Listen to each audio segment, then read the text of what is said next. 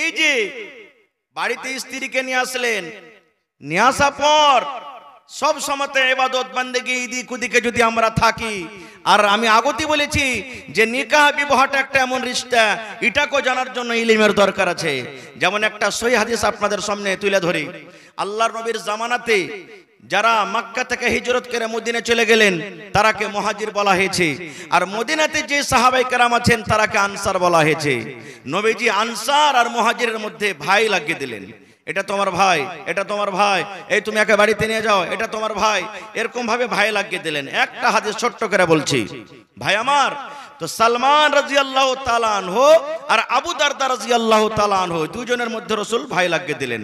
এই সালমান, এই আবু দারদা, আজ থেকে তোমরা হইলে মায়ের পেটের ভাইয়ের মতন ভাই, আজ থেকে তোমাদের ভাই আমি বানিয়ে দিলাম। শেষ কথা আছেন। কিছুদিন পর সালমান রাদিয়াল্লাহু তাআলা আনহু ভাইয়ের বাড়িতে গেছেন, আবু দারদার বাড়ি। আজকে আমরা যাই না, যদি আপনার বাড়ি এখানে ধরেন যে সোনাপুরে আছে, আপনার ভাইটা বাড়িঘাটে আছে, তো আপনি ভাইয়ের বাড়িতে যাবেন না? যাবেন না?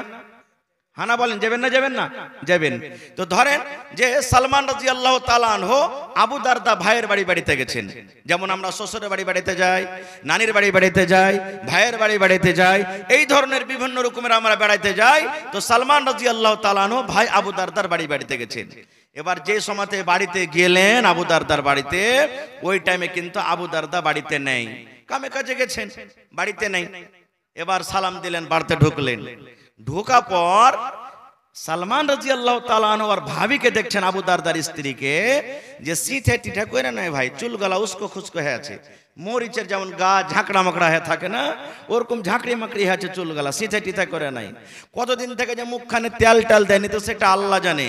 কাপড় খানটাও একবারে পুরাতন কাপড় পিন্ধা আছে, কোনো সাফ সুতরা রং চঙিয়া কাপড় নয়, মানে লাগে না যে এটা একটা স্বামী আছে, এই মহিলাটার স্বামী আছে, এরকম ভাবে মানে বাড়িতে।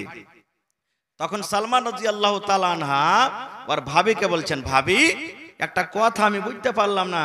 বলছে, কি রে ভাই?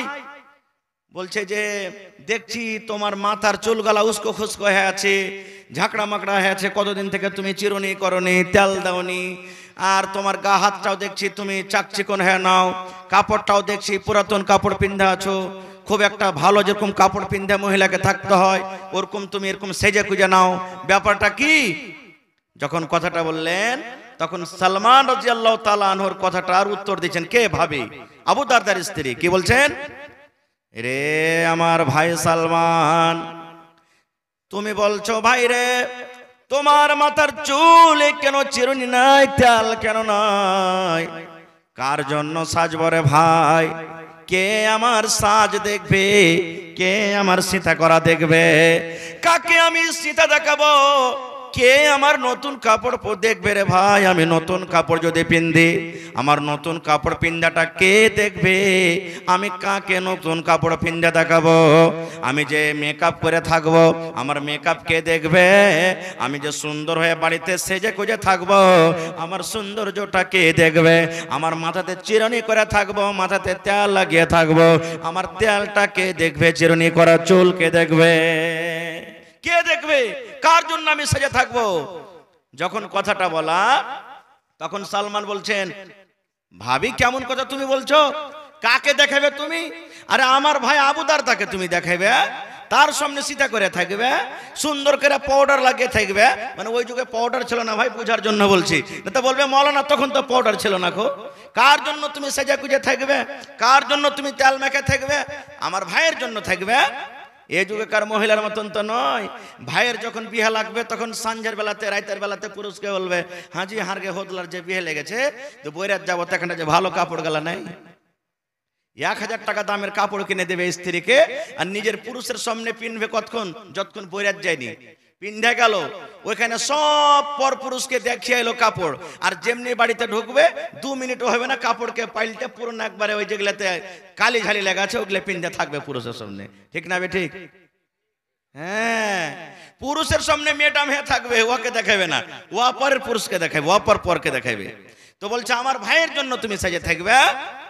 এবার তার ভাবি বলছেন, এরে ভাই সালমান, তোমার ভাই নেককার মানুষ, তোমার ভাই দিনদার মানুষ, আমার তো তার দরকার নাই। ভাইরে তাইলে শুনে লাও, এই জন্য আমি চিন্তা করি না, এই জন্য আমি চুলে তেল দিই না, এই জন্য আমি চুলে চিরুনি করি না, এই জন্য নতুন কাপড় পিন্দি না রে ভাই।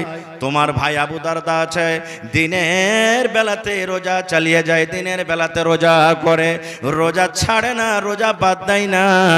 এক মাস তো রমজান মাসের রোজা রাখে, এক মাস পর আরো যেগুলা পাক দিন রয়েছে, যে সমস্ত দিনে আল্লাহ রোজা রাখার হুকুম করেছেন, ওই নফল রোজা চালিয়ে যায়, নফল রোজা করে। এবার ভাই তুমি জানো, যারা রোজা করে, রোজার হালাতে নিজের বেবের সাথে মিলতে পাবে না, না পাবে? পাবে না। রোজার হালাতে বেবের সাথে মিলতে পাবে না।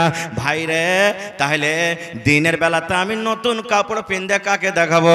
ও তো আমার দিকে দেখবে না, ও তো আমার বিছানে দিনের বেলাতে আসবে না, ও তো আমার পাঞ্জরে বিছানে দিনের বেলাতে শুবে না। কাকে দেখাবো রে ভাই? এইবারে সালমান বলছেন ভাবি গে, তাহলে তুমি রাতের বেলাতে তুমি এগুলা দেখাবে? বলছেন না রে ভাই, না, রাতের বেলাতে হয় না। তোমার ভাই যে আবু দারদা আছে, এশারের নামাজের পর তাহাজ্জুদের নামাজ পড়তে শুরু করে দেয়। এত লম্বা লম্বা করে শোনা পড়ে, এত লম্বা লম্বা তাহাজ্জুদের নামাজ পড়ে ভাইরে। এই নামাজ পড়তে পড়তে পড়তে পড়তে পড়তে ফজরের আজান পর্যন্ত হয়ে যায়। এবার ফজরের পর এবার জানো তুমি আবার সেই পরার দিনের রোজা চালু হয়ে গেল। তাহলে দিনের বেলাতে রোজা করে আর রাতের বেলাতে ও তাহাজ্জুদের নামাজ পড়ে পড়ে দিয়ে রাতটা কাটিয়ে দেয়। তাহলে ভাই তুমি কাকে বলো? আমি কাকে দেখাবো? কে আমার সাজন দেখবে? আমি কার সামনে সেজে থাকবো?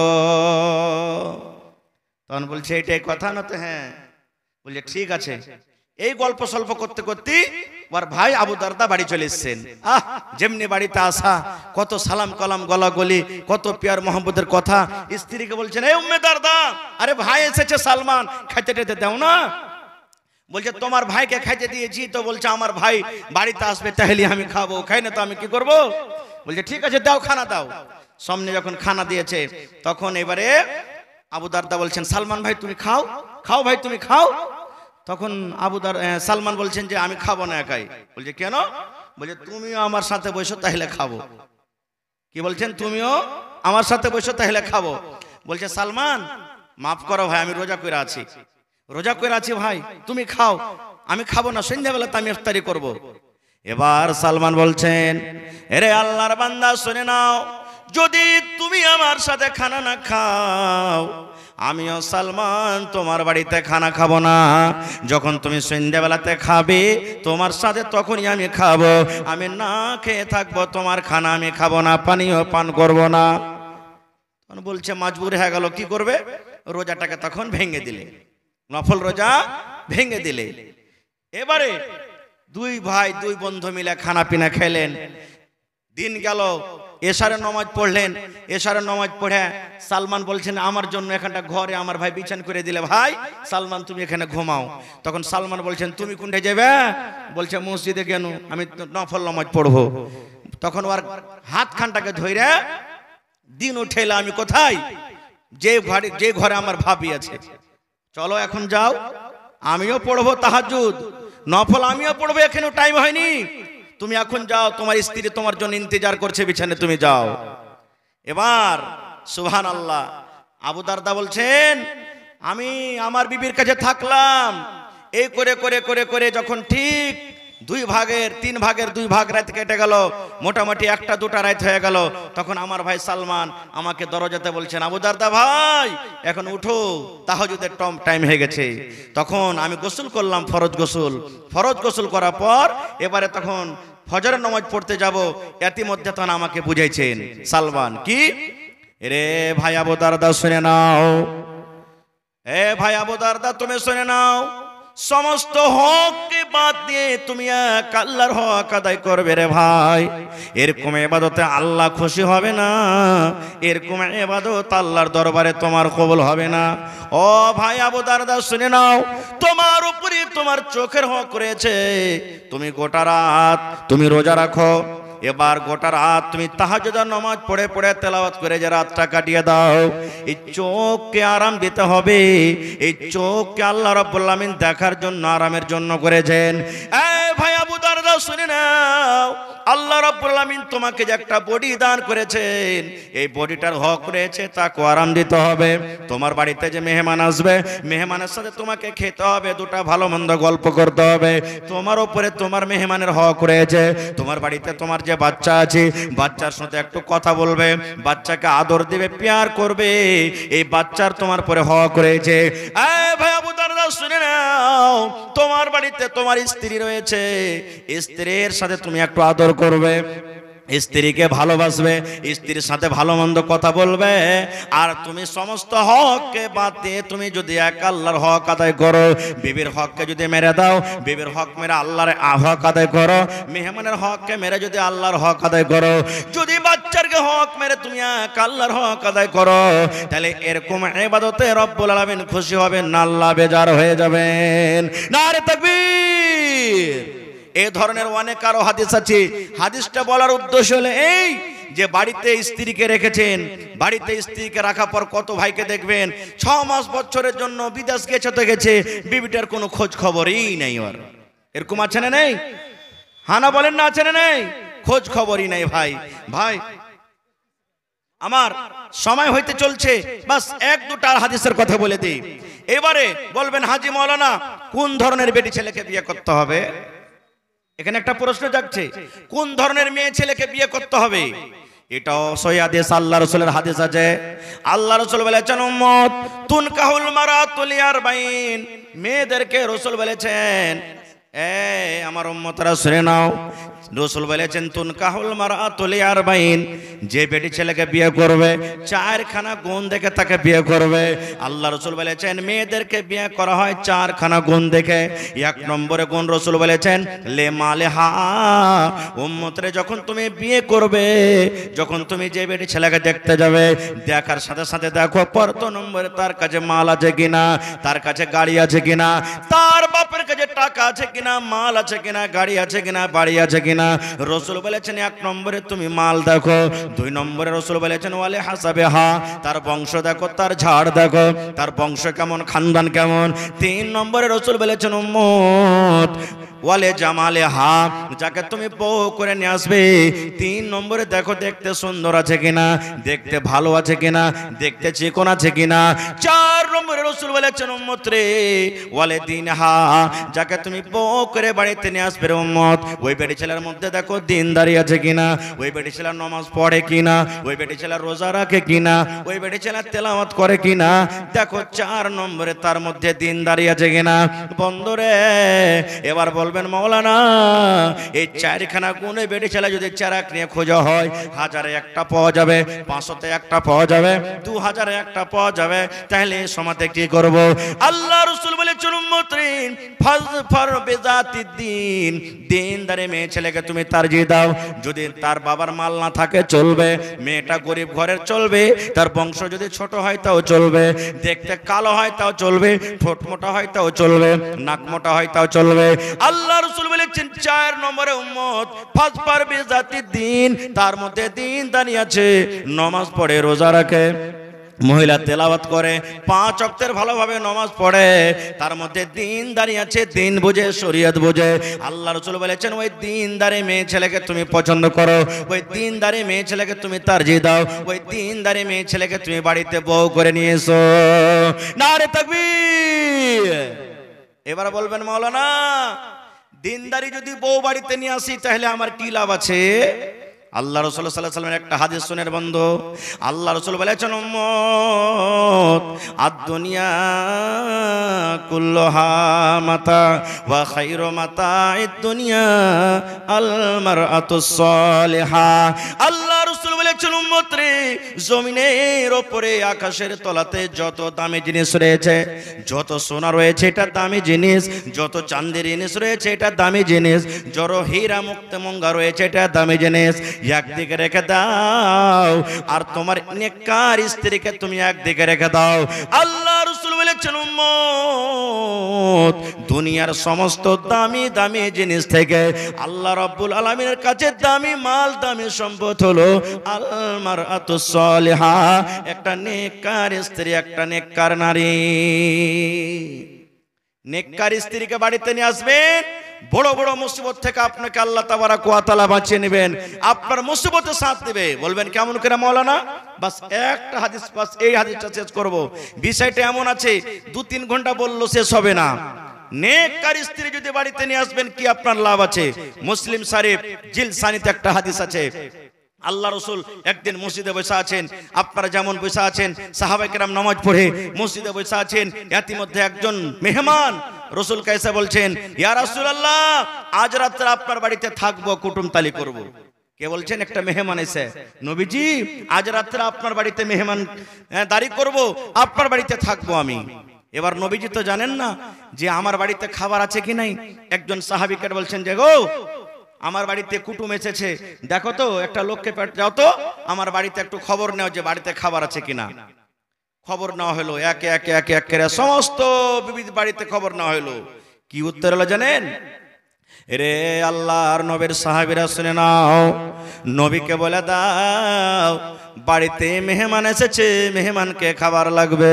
রে আল্লাহর নবীর সাহাবী শুনে নাও, আল্লাহ রসুলকে এটা মেসেজ দিয়ে দাও, আল্লাহ রসুলকে এটা খবর দিয়ে দাও, আজ রাত্রে নবীর বাড়িতে শুধু পানি রয়েছে, পানি ছাড়া নবীর বাড়িতে অন্য কোনো খাবার নাই, শুধু পানি। ও হায়রে দয়ার নবী আল্লাহুস সামাদ। মায়েশা রাদিয়াল্লাহু তাআলা আনহা, একটা বুখারী সাহেবের হাদিস আছে, নিজের বহিন বেটাকে বলছেন, বেটা রে দুই মাস নবীর বাড়িতে আমরা কাটিয়ে দিয়েছি রে বেটা, বাড়িতে পেট ভরে কোনোদিন খেতে পাইনি, বাড়িতে দুই মাস পর্যন্ত আখা চুলা জ্বলেনি যে কিছু রান্না বান্না করব, ঘাঁটি বানাবো, রুটি বানাবো, মাংস রান্না করব, এগুলা পাইনি আমরা। তখন মায়েশা বলছেন, আমার বোনের বেটা আমাকে বলছেন, হাগে খালা, দুই মাস যদি চুলা না জ্বলেছে তো তোরা কি খেতে গেছিলি? প্রশ্ন করবে না, করবে না? মায়েশা বলেন, বেটা রে আল আসওয়াদান, দুটা কালো কালো জিনিসকে আমরা দিন কাটালছি রে বেটা। এক নম্বরে রসুল বলেছেন, এক নম্বরে মায়েশা বলেন, বেটা রে আত্মামার, খাজুর, একটা কবে ভাগে পেয়েছে, কবে দুটা পেয়েছে, কবে তিনটা পেয়েছে। বাচ্চারা যেমন চকলেট চুষে, মায়েশা বলেন এই মতো খাজুর চুষে চুষে আমরা দিন কাটালছি। 2 নম্বরে আলমা, পানি, ওপর থেকে 1 গ্লাস 2 গ্লাস পানি পান করে করে এই করে করে 2 মাস আমরা কাটিয়ে দিয়েছি। শুধু তা নয়, নবীর জন্য সাহাবায়ে কেরাম মাঝে মাঝে মাংস দিতেন, কেউ দুধ দিয়ে দিতেন, কেউ রুটি দিতেন, কেউ ঘাটে দিতেন। নবী একা খেতেন না, ওগুলো আমাদেরকে দিতেন। এই করে খেয়ে খেয়ে আমরা দিন কাটালছি। ওরে আল্লাহ, সমস্ত বিবিদের বাড়ি থেকে একটা উত্তর এলো, ও আল্লাহ নবীর সাহাবী, নবীকে বলে দাও আজ রাত্রে নবীর বাড়িতে শুধু পানি আছে, পানি ছাড়া অন্য কোনো খাবার নাই। রাহমাতুল লিল আলামিন আল্লাহ তাবারাক ওয়া তাআলা যাকে বলেছেন, সেই নবীর বাড়িতে শুধু পানি। খবর দিয়ে দিলেন নবীকে। আপনারা যেমন বসে আছেন, সাহাবায়ে কেরাম বসে আছেন, নবীজি সাহাবীদেরকে বলছেন, ও আমার সাহাবীরা, তোমরা খবর পেলে আমার বাড়িতে শুধু আজকে পানি, পানি ছাড়া অন্য কোনো খাবার নাই, আর আজ রাত্রে আমার বাড়িতে মেহমান। বাবারে, মেহমানকে খেতে দেব, আমার বাড়িতে এরকম কিছু নাই। তো বলো তো তোমাদের মধ্যে কে এমন আছো আজ রাত্রে আমার মেহমানটার ইজ্জত সম্মান করবে? যদি কেউ এই কাজটা করতে পারো, আল্লাহ তারপরে রহম করবেন, দয়া করবেন। নবীজি দোয়া দিয়ে দিলেন। আচ্ছা বলেন তো, যতটি এখানে পুরাতন বাবজিরা বসে আছেন, 50 বছর 40 বছর বয়সের আগেকার যত লোক বসে আছেন, এমনও দিন গেছে, হপ্তা গেছে যে হয়তো হপ্তাতে একদিন দুদিনই কিছু অল্প করে খেতে পেয়েছেন। এরকম দিন গেছে না যায়নি? হানা বলেন। হ্যাঁ, কতদিন না খেয়ে থেকে গেছেন, এরকম দিন গেছে না যায়নি? এখন একটা বাচ্চাতে যতটি নষ্ট করছে, তখন একটা পরিবার মিলে খেতে পায়নি। তো 1400 বছর আগেকার খবর কেমন হইতে পারে বুঝেন। সব সাহাবীরা বসে আছেন। সাহাবীদের মধ্যে একজন সাহাবী, যার নাম হলো আবু তালহা রাদিয়াল্লাহু তাআলা আনহু, সে সাহাবী বলছেন, হুজুর আপনার মেহমানটা আমাকে দেন, আমি বাড়িতে নিয়ে যাব। কিন্তু আবু তালহাও জানে না যে আমার বাড়িতে খাবার আছে কিনা। নবীজি তাকে দিয়ে দিলেন মেহমানকে, বাড়ি নিয়ে চলে গেলেন, বসতে দিলেন। বাড়িতে ঢুকলেন আবু তালহা, তার স্ত্রীর নাম হলো রোমাইসা। একটা হাদিসে আছে গোমাইসা, কিন্তু আসল নাম হলো বিবি রোমাইসা। বিবিকে বলছেন, বিবি রে, আমি তোমার স্বামী আবু তালহা বলি, বিবি রে, আল্লাহ নবীর বাড়িতে মেহমান, কিন্তু নবীর বাড়িতে আজকে শুধু পানি আছে রে বিবি, কোনো খাবার নাই। তাই নবীজি এলান করলেন, ও আমার সাহাবের দল, আজ রাত্রে যদি তোমরা কেউ আমার মেহমানের ইজ্জত সম্মান করো, আল্লাহ রাব্বুল আলামিন তারপরে রহম করবেন, দয়া করবেন। এই দোয়াটা নেওয়ার জন্য বিবিরে নবীর মেহমানকে বাড়িতে এনেছি। মেহমান দেখো বসে আছে, মেহমানকে খেতে লাগবে। বলো বিবিরে বাড়িতে কি খাবার আছে মেহমানকে খেতে লাগবে? এবারে রমেশ বলছেন স্বামী গো, বাড়িতে মাত্র একটা লোকের সমান খাওয়ানো আছে গো স্বামী। আবু তালহার একটা বাচ্চা ছিল 5-7 বছরকার বাচ্চা, যার নাম হলো উমাইর। দেখবেন মায়েরা খালারা যদি বাড়িতে একটা ভাগে বিস্কিট পায়, একটা যদি চকলেট পায়, যদি ওর একটা বাচ্চা থাকে, ওই মা চকলেট খাবে না, বিস্কুট খাবে না, তার বাচ্চা যদি ঘুমিয়ে থাকে ওই বাচ্চাটার জন্য লুকিয়ে রাখবে। ওই ছেলেটা যখন মা মা বলে ডাকবে, মা কিছু দাও, ছেলেটাকে দিবে বলে লুকিয়ে রাখবে। এই মতো রমেশা বলছেন স্বামী গো, আমার বাচ্চাটা যে ঘুমিয়ে আছে সেই বাচ্চাটাকে খেতে লাগবে। ঘুম থেকে উঠে মা মা বলে ডাকবে, মা খেতে দাও। এরকম ভাবে তাকে কিছু খেতে লাগবে। এই খেতে দেওয়ার জন্য অল্প কিছু খানা কিংবা খাজুর আছে, একটা লোক যদি খায় পেট ভরবে, আর সাথে সাথে যদি আপনিও তার বসে যান কিন্তু পেট ভরবে না। একটা লোকের খানা দুজন খেলে পেট ভরবে মেহমানের? ভরবে? ভরবে না। খো আবু তালহা রাদিয়াল্লাহু তাআলা আনহু বলছেন আল্লাহ কি করব। আর ওই টাইমে মদিনাতে একটা নিয়ম ছিল, মেহমানের সাথে বাড়ির লোক যতক্ষণ খেতে না বসবে ততক্ষণ মেহমান কিন্তু খানা খাবে না। ভাবা চিন্তা করতে লাগলেন, রাত হয়ে গেল, আল্লাহ কি করব। এই করতে করতে আল্লাহ তাবারাক ওয়া তাআলা তাকে বুদ্ধি দিয়েছেন। বিবিকে ডাক দিয়ে বলছেন, বিবি রে একটা তোমাকে বাহানা করতে হবে রে বিবি, একটা তোমাকে ছলনা করতে হবে। এবার বলছেন স্বামী গো কি করতে হবে বলেন, আমি তৈয়ার আছি। হায়রে নেককার স্ত্রী দেখেন, নেককার বিবির গুণ দেখেন, নেককার স্ত্রীর সিফাত দেখেন। এবার বলছেন বিবি রে আমরা যখন দুইজন খেতে বসবো তার আগে তুমি দাস্তারখানটা লাগাইয়া দাও, আর তুমি পানি টানি দিয়ে দাও, আর বাড়িতে অল্প যে খাজর কিংবা খানা আছে তুমি খানাটা লাগিয়ে দাও। আর বাড়িতে যে চারাক আছে বেবি রে, ওই চারাকের ফিতে পলি থেকে তুমি ছোট্ট করে দাও। চারাক যেন টিম টিম টিম টিম করে জ্বলে, চারাকে যেন আলো না হয়। আমি তখন ডাক দিয়ে বলবো বিবি রে এই চারাকে তেল নাই নাকি? দেখো চারাকে আলো হয় না, টিম টিম টিম টিম করে চারাক জ্বলে। তখন তেল ঢালার বাহানাতে তুমি চারাকটা ভিতরে নিয়ে চলে যাবে। তেল ঢালার বাহানাতে ঘরে চারাক নিয়ে বসে থাকবে, আর অন্ধকারে বসে বসে আমরা দুইজন খাবো। আমি শুধু থালাতে হাত দিব আর মুখে দিব, আমি থালাতে হাত দিব আর মুখে দিব, আমি কিন্তু খানা খাবো না। মেহমান যাতে মনে করে আবু তালহাও আমার সাথে খানা খায়, বুঝতে না পারে মেহমান যে আবু তালহা খানা খায় কিরকম ভাবে শুধু থালাতে হাত দেয় আর মুখে দেয়। তাই করা হলো, খানা রেডি করে দেওয়া হলো, চারাকের পল থেকে ছোট্ট করা হলো। দুইজন বসে গেলেন। আবু তালহা বিবিকে বলছেন, বিবি এই দেখো তো চারাকে তেল নাই নাকি, তেলটা তুমি ঢেলে নিয়ে এসো। তেল ঢালার বাহানাতে চলে গেলেন।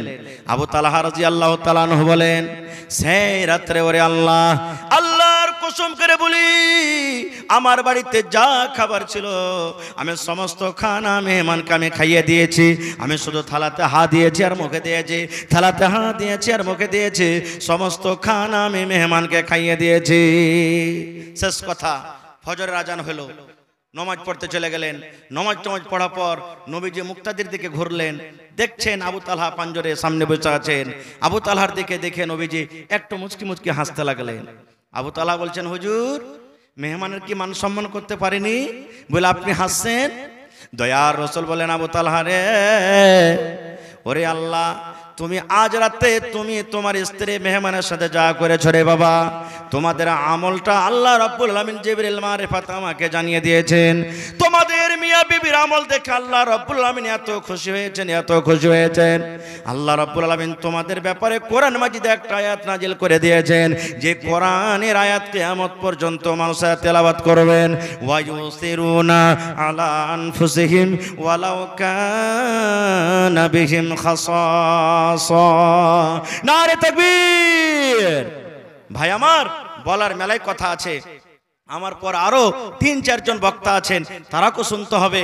আশা ছিল যে কিছু বলবো, কিন্তু ভাই এই মাদ্রাসার জালসা, যে মাদ্রাসার জালসার প্যান্ডেলের তলাতে আপনারা বসে আছেন, আজকে যদি মাদ্রাসাটা যদি কায়েম না থাকতো, এই জালসাটা হয়তো, জালসাটা না হইলে আপনারা বাড়ি ছেড়ে এখানে আসতেন, এতটি লোক আমরা এই জায়গাতে বসে থাকতাম, কেউ থাকতাম না। ভাই ভাইরে এই মাদ্রাসা হলো আমাদের জান, এই মাদ্রাসা হলো আমাদের মান, এই মাদ্রাসা হলো আমাদের সম্মান, আজকে এটা মনে করিয়েন না ছোট্টখাটো মাদ্রাসা বলে হ্যাকারত করিয়েন না। আমার শ্রদ্ধেয় মাওলানারা বসে আছেন, জানছেন, আমার নানা জান দেখে এসেছেন। সুবহানাল্লাহ, নবীজি যখন হিজরত করে মদিনায় এলেন, সর্বপ্রথম মসজিদ নববী বানালেন, মাদ্রাসা ওই মসজিদের বারান্দাতে প্রথমে কায়েম করলেন। আপনাদের মতন সাহাবায়ে কেরাম, বড় বড় সাহাবীরা ইলম হাসিল করেছেন। আবু হুরায়রা রাদিয়াল্লাহু তাআলা আনহু, উমর ফারুক রাদিয়াল্লাহু তাআলা আনহু, আবু বকর রাদিয়াল্লাহু তাআলা আনহু, বড় বড় সাহাবায়ে কেরাম ইলম শিখেছেন। কি ইলম শিখেছেন? আজকে যতটি লোক এখানে বসে আছি, যদি বলে দিয়ে ভাই বৈরাত তো গেছেন মেলায়, আশা করছি যতটি লোক আছেন এখানে জীবনে একবারও কম করে বৈরাত গেছেন নাকি? গেছেন না জাননি? হানা করেন, লজ্জার কোনো কথা নেই, গেছেন। এবার যদি বলে দি মৌলভী সাহেব যখন বিহা পড়িয়ে দিলে, আর বিহা পড়া পর তখন এই যে দুয়া দেয় একটা দুলহা দুলহানকে, ছেলে মেয়েকে একটা দুয়া দেয়, দুয়াটা কি রে ভাই একটু বলেন তো? হ্যাঁ, এটা জানি নাকি কোন ফের দুয়া আছে? বিহা পড়া হয়ে গেল, এলান হয়ে গেল, ওলিমা লিয়া যাও যে, এই ওলিমাটা কেমন এই জায়গাতে আল্লাহ বাচ্চারাকে ইনশাল্লাহ কোনোদিন বলবো, ওদিকে আমি যাব না, দুয়াটা আমরা জানি না। ভাই আমার, দুয়া শিখালেন। আল্লাহ রাসূল বলেছেন, উম্মত যখন নতুন ছেলে এবং মেয়ের বিয়ে হবে, তুমি বরযাত্রী যাও কিংবা না যাও, বিয়েতে তুমি শরীক থাকো কিংবা না থাকো, তুমি শুনেছো তোমার বন্ধু কিংবা গ্রামের কিংবা অমুক গ্রামের কোন ছেলে এবং মেয়ের বিয়ে হয়েছে, তুমি শুনেছো, রাসূল বলেছেন তাকে দোয়া দাও, বারাকাল্লাহু লাক ওয়া বারাকা আলাইক ওয়া জামা বাইনাকুমা ফি খাইর। কোনদিন শিখেছেন কোন মাওলানার কাছে? না, শিখার দরকারই নাই, শিখার দরকারই নাই। আর বিয়ে যে আমরা করব, দিনদারি মেয়ে ছেলেকে থোড়ে করব।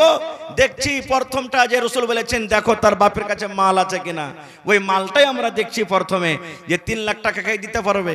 এবার ওই মা খালাকে বাড়িতে নিয়ে আসবেন, তখন ছেলে পিলাকেও নিন দিবে, নিন দিবে। নবীর হাদিস শোনাবে না, রসুলের হাদিস শোনাবে না, কোরআন আয়াত শোনাবে না, দিনের কথা শোনাবে না, মা খালারা ছেলে মেয়েরাকে নিন দিবে।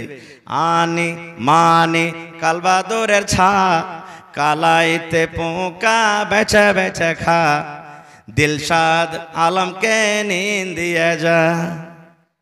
এই দেখেন, এগুলা শিখাইবে আপনাকে। আরো কি শেখাবে জানে? এখন তো কমে গেছে আল্লাহর রহমতে। যখন ছেলে পিলা উঠতে পেশাব করতে উঠবে রাতের বেলাতে, দেখবেন আগেকার মায়েরা এরকম করতো, বিছানে ছেলেটা নাম হতে আইগনাতে ওকে বলছে এই মুত মুত, গোলামের বেটা গোলাম মুত। ছেলেটা যদি না মানে মরবে, এখানে একটা হুতনার বাড়ি আর বেড়া করে মুত, আর দুয়া পড়াবে কি? 1 বাত্তা 2 বাত্তা 3 বাত্তা, ঘর সত্তা বাহির মুত্তা। পড়ে না? 1 বাত্তা 2 বাত্তা 3 বাত্তা, ঘর সত্তা বাহির মুত্তা। এরকম যদি মেয়ে লোককে বাড়িতে নিয়ে আসেন, জীবনে শান্তি হবে? হবে না ভাই। এই জন্য ভাইরাকে বলবো, এতদিন যা করলেন করলেন, বেটারাকে যেমন পড়াবেন বেটিরাকেও পড়ান। মেলায় মানুষ এটা বলে, বেটিরাকে পড়িয়ে কি লাভ আছে রে, ই তো বিহা শাদী হয়ে পরের বাড়িতে ঘুঁটা কুড়াইবে, ছাই তুলবে, থালি মানবে, লোকের বাড়িতে কাজ করে বেড়াবে, আর পড়িয়ে কি করব? না রে ভাই না। সুবহানাল্লাহ। একটা বেটি ছেলেকে পড়ার মানে হলো একটা পিঢ়িকে আপনি পড়িয়ে দিলেন। একটা বেটা ছেলেকে পড়ার মানে হলো একটা লোককে আপনি পড়ালেন। আর একটা বেটি ছেলেকে পড়ার মানে হলো ওর কোখ থেকে যতটি আওলাদ হবে, ওর কোখ থেকে যতটি ছেলে মেয়ে হবে, ইনশাআল্লাহ সমস্ত ছেলে মেয়েদেরকে দিনের হিসাবে সে চালাবে, দিনদার করবে, চেষ্টা করবে যেন আমার ছেলেরা শরীয়ত বিরোধী না কাজ করে। তো ভাই আমার, এই কোরআনের জন্য, মাদ্রাসার জন্য আপনাদের এই গ্রামটাতে আমি নতুন এসেছি, এলাকাতে এসেছি আলহামদুলিল্লাহ। তবে আজকের মাহফিলে দেখি কোন আল্লাহর বান্দা আছেন একটা লোক 10,000 টাকা দান করতে পারবেন? দেখি কোন আল্লাহর বান্দা এমন আছেন একটা লোক 5,000 টাকা দান করতে পারবেন? এবং দেখি 50 জন আল্লাহর বান্দা এমন আছেন 1000, 2000, 500, 1000, 2000, 500 করে 50টা লোককে দিতে পারবেন? 3100 টাকা মহিলা প্যান্ডেল থেকে। হায় রে আল্লাহ,